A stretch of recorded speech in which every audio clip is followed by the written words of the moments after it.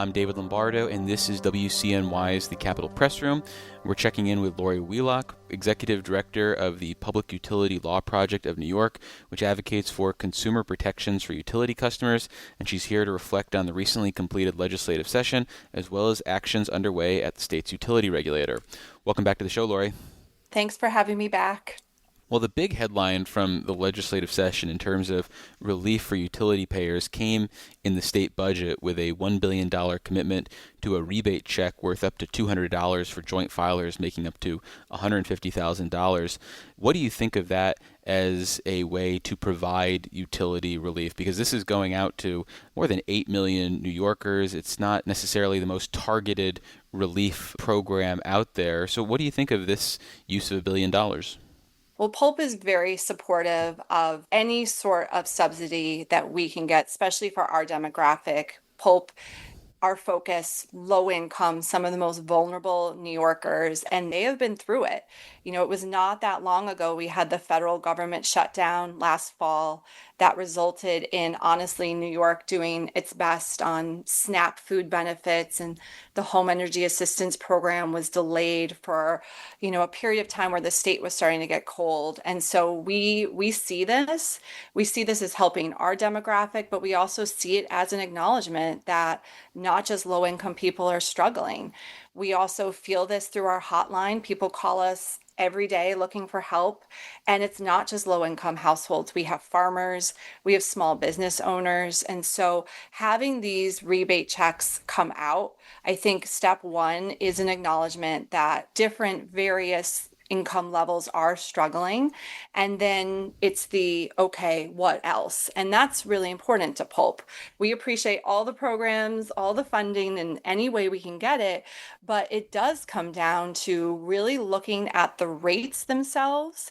So the delivery rates, how they're set in New York, the rate cases, and even the way the companies file them. And so all three themes fit into the budget language. And so for one of those, just to kind of start on, we see when a utility company files, often they file a very large number. Like their starting ask is often, felt on the ground as double-digit rate increases on that delivery side of the bill.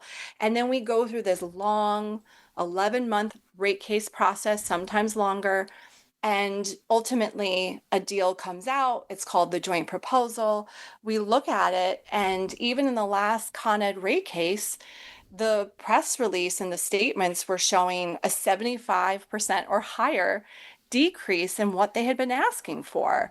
And that's wild. If ultimately, under the law, these rates are supposed to be just and reasonable for safe and reliable service, what are these filings? Why are they so large? Why are they so big? Aren't And so they bigger because they're proposing more work that ultimately gets scaled back in those final deals, and that's why they're able to propose and adopt, I guess, lower cost increases? and that's part of the process, right? They file very large, and ultimately at the end of the day, I think it comes down to this honestly kind of simple question in some ways of what is it that you need versus what is it that you want? And so one of the reforms we're really interested in that was included in the budget is this idea of filing a budget constrained proposal that the utility companies can still file. We're not saying, nope, sorry, National Grid, you can't come in. But it's when you come in, you have to present your information in a standardized way. What would it look like if you were only allowed to increase rates by the rate of inflation? What cost would you prioritize? What projects? How many staff? And then ultimately, if you need to do more, if it's responsible to go above that, let's prioritize, let's look at it. And so I think, again, the key to this is reining it in, curtailing it. And we see that in other parts of the budget language too. Really smart, probably simple change was giving the parties more time.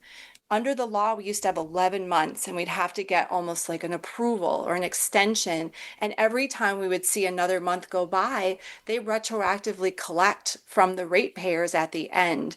And so, honestly, just having now 14 months in the law to get this done is additional time for us to work through it, to prevent rate compression, and ultimately try to get to a better product for customers.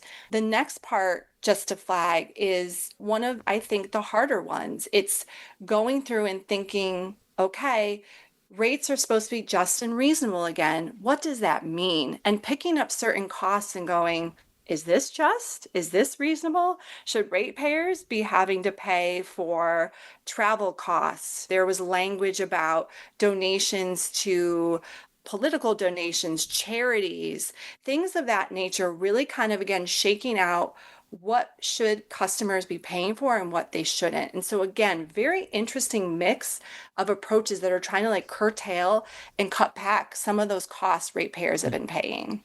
Some of those costs you just highlighted, they sound on their face problematic and probably not advancing the overall Mhm. goals and work of utility. But when you think about the scope of their spending, how big of a deal is travel costs or political donations or other perks that a utility employee might enjoy? I mean, obviously on their face they sound problematic, but in the grand scheme of things, is this really moving the needle that much in terms of what ratepayers are being billed? For us at Pulp, I think this is where we've come and we've had this conversation with you over the years. It's the hard work. It's literally getting in there and doing the scalpel. Like, I don't think there is a one approach, a mallet to the affordability. It is the hard work of going through and looking and seeing where are the dollars going? What are the utility companies doing? And while some of these may be on, let's say, the lower end of things, there's also been a lot of focus on some of the bigger things like the capital costs. And let's be honest, some of these utilities have a lot of old steel and wires in the ground. They have, or not, in the air, hopefully one day in the ground. But the capital costs are expensive. They're often one of the top rate drivers. And getting into the rate cases, one of the jobs that we all have as parties is looking at that. And again, really carefully articulating what have you done with ratepayer money to date? What were your priorities? What projects have made it through? Where have you shifted focus? And that can be very difficult to track and monitor, especially as smaller parties. And so there is another piece in the budget on these capital costs and kind of looking very similar to the legal kind of process, which is like strict scrutiny. So at the very end of the rate case now, the commission will look at every one of these capital costs and do this kind of stop check and go, okay, what is the ratepayer benefit? What's going on here? What's the cost? And we think that check is again a really important check in the overall balance of the rate case. And so again, what we're seeing is kind of structure, more kind of eyes, more kind of stops and checks through the process. And ultimately, all of these things together, that is the hope, right? Like the proof will be in the pudding, but the hope is that we can really curtail, cut back, and be really kind of smart and thoughtful about everything that's happening in these different aspects with the rate cases. And with regards to the so-called rates commission that was approved in the state budget, which is supposed to bring together consumer advocates and energy experts to investigate the root of surging utility prices, and I don't think it includes, though, any of the utilities themselves.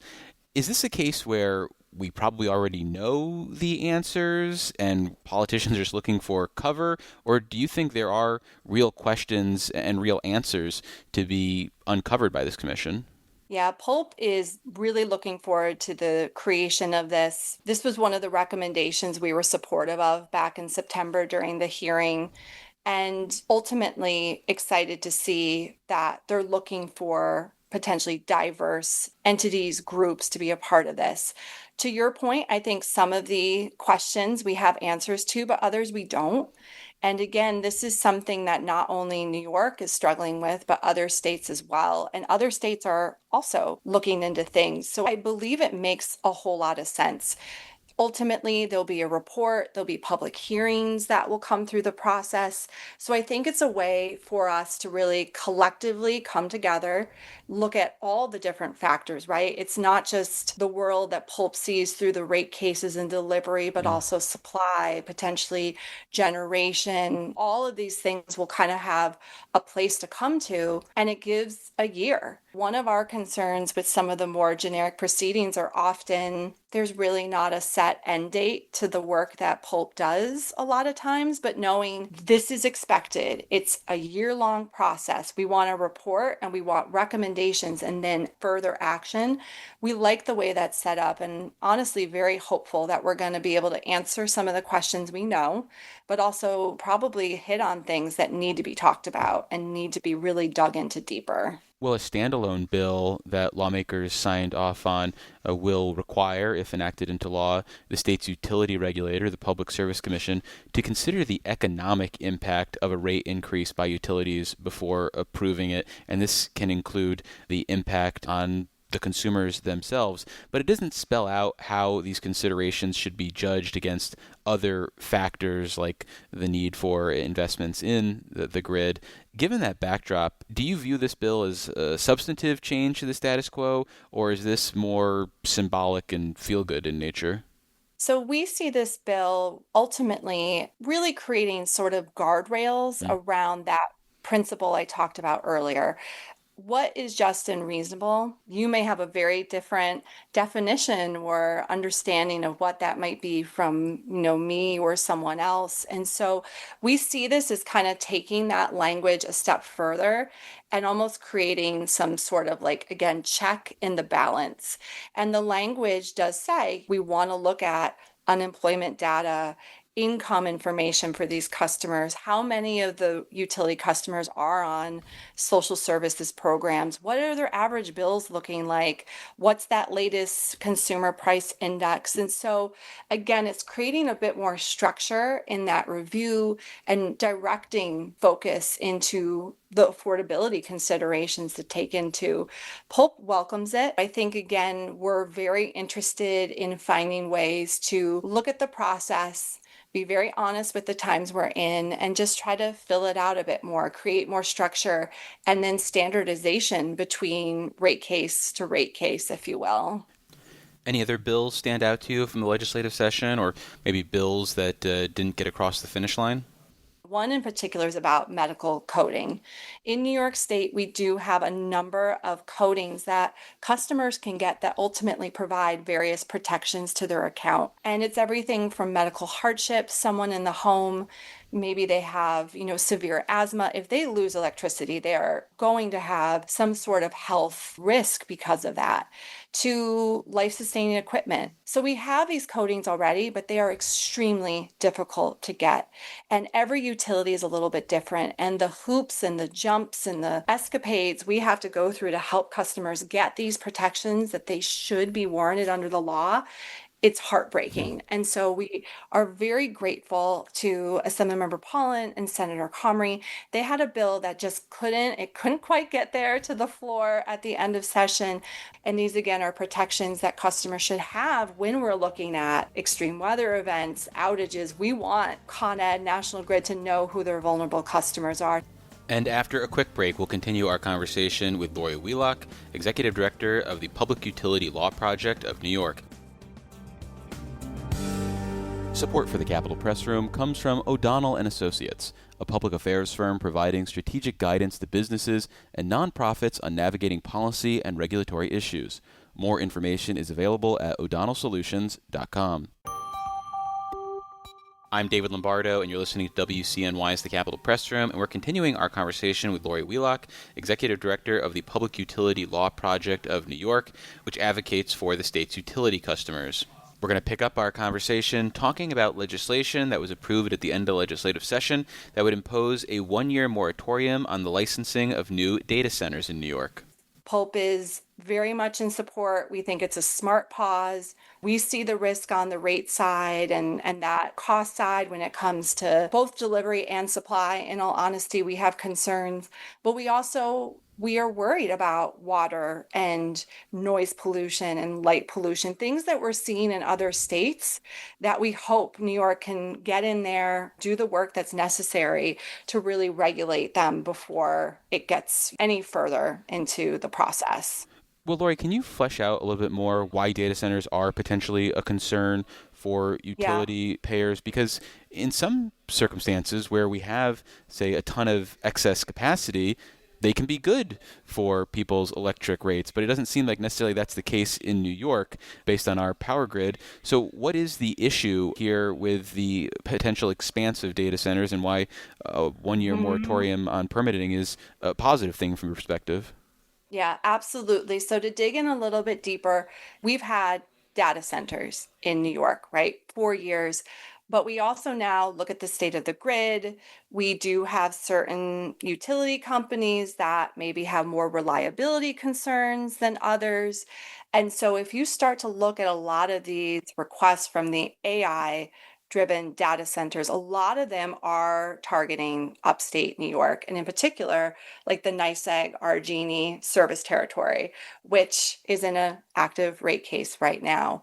And so, one, there are reliability concerns. If you connect these large AI data centers to the grid, is it ready for them to run that model? And that's our concern.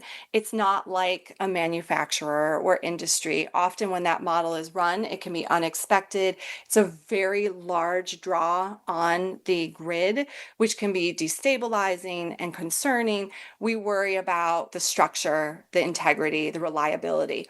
At the same time, while that might be structure delivery side, on the supply side in New York, we're looking at those costs. And often when we have that high heat day, like right now, I think many of us are saying, okay, not only are we worried about the reliability side, but there's the cost side, right? Do we have enough supply? What is going on with the demand? And so we've seen in other states where that supply side can really spike because there is that need to fill the demand. And so we see that one of our recommendations, one of the things we've been pushing in the rate cases are specific standalone rates for the AI data centers themselves.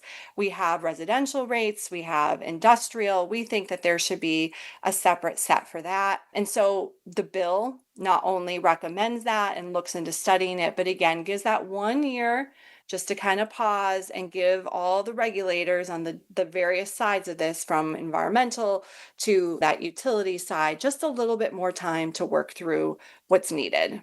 Well, are there certain conditions that you think could be put on the development of future data centers that might make them more attractive to New York ratepayers? For example, if they were required to make investments in transmission or other infrastructure that could benefit the broader environment? Or is this the case where the cons are always going to outweigh the pros, so to speak? I think that's one of the best parts of all the conversations and all the different bills that we saw from Senator Kruger, Senator Gonzalez, Assemblymember Kellis, Assemblymember Barrett, right? There were hearings, so much of this from bring your own energy, is it renewable, to requiring demand response, right? Like if there is a moment in time where the grid is potentially destabilized, can we just shut them off, to investments in the community? There is a lot out there and so many ideas. But again, seeing how much interest there is, the targeting of the parts of the state, I think Pulp feels very comfortable with just taking that pause and just working through it over the next year to get into a place where we feel more comfortable. And what about actions right now underway at the state's utility regulator, the Public Service Commission? What has your attention this summer? So we are seeing really interesting things in the rate cases right now. So again, for NYSEG RG&E customers in upstate New York, all the way down to Westchester, we thought that rate case was going to be moving towards a 1 year outcome and that they'd be filing another rate case this summer under the existing kind of rules and the law. And then about a month ago, the Public Service Commission went and put in some temporary rates, like small increases on all the company electric and gas sides, and ultimately said, let's do temporary rates. We haven't done this since maybe 2007. There is a history of them using temporary rates, but it's been a long time. So something unexpected ultimately put these slight increases into capital cost, but parties, instead of having another rate case, go back into settlement. If you can, strongly urge, go back in, try to come out with a multi-year rate plan. And honestly, that was something surprising to us, new to us. Like, I haven't seen that during my time here at Pulp. And, our hope is that maybe with more time, yes, we'll have a good outcome for ratepayers, but also this company has an outstanding billing investigation, their audit is active. And so there's just a lot happening with that company and everything kind of happening at the same time. So that's interesting. And then downstate, National Grid, which is a gas only company down in New York City and Long Island and parts of the city, we thought they'd be filing a rate case this spring. And then we didn't see it. And then last month they filed a petition, press releases coming out saying, we're going to do a rate freeze for a year potentially, or I don't even know if they said a whole year, but they put it out there I think saying we're April going to hold off. 2028. Yeah. Okay, thank you. So we're going to have a little pause. We'll be back. But when we're reading it, it's interesting. Some of the mechanisms to it would allow for potentially like capital recovery later. So our concern is this doesn't feel like a real rate freeze. Like a real rate freeze, right, is no increases, things remain the same or whatnot. So public comment is open on that. We are diving deep into it, looking at it. And that's something that's, again, kind of interesting and unique. We haven't seen a petition like that before. Does it feel like an election year gimmick at all, maybe to provide some cover or some friendly optics to the governor right now? Well, a lot again is happening all in this space at the same time, right? And let's be honest, I went through maybe 10% of all the changes to the rate case process, the filings and everything. A lot is happening all at once. And I do think ultimately a lot of the changes that are there are to help, but it's going to be interesting because I wonder with all the rate cases and the changes, are we going to have them kind of pile up? Will they spread out? It's going to be interesting. At the same time, we saw a New York Times story come out a couple of months ago now. And when we read it, we had been quoted for it, we'd been in touch with the reporter. But ultimately, there was this conference down in Florida, collections conference that 3 New York utilities went to, at least 3, Con Ed, National Grid, and PSEG Long Island. And some of the things that were said at that conference were just really, really disgusting, just being honest, very frustrating. Yeah, The for New York listeners who Times, aren't familiar, they were yeah, joking and sort of bragging about shutoffs over debt collections. yeah, things from, well, customers think better in the dark, to literally the PSEG rep saying something to the effect of, you're behind on your bill, grandma, like we're coming if you don't pay. And so New York Times kind of did this first story with some of the quotes, and then Newsday, and then Courier New York put out the whole recording. And so our staff has finally, and I couldn't do it, I'll be very honest, some of the comments were so upsetting, and it's just really personal for the folks that we represent every day and we work with. But our team has read them, they've looked at them, and it's disgusting for company reps to feel comfortable going to a conference in an environment where things like that are being said and people are laughing. It made us really worry about collections practices for all of New York's utilities. And so we're very grateful. The governor, the Department of Public Service, LIPA down on Long Island, the Long Island Power Authority, there are a number of investigations and deep dives into all of the companies. And there is, similar to other proceedings, public comment. And so we strongly recommend for anyone who has had an interaction, fallen behind, or had to call your utility here in New York, if you had a good reaction, great. But if you had a bad experience and you feel comfortable sharing it, please go to the Department of Public Service's website, share that story, because now is the time. These companies are all being looked at.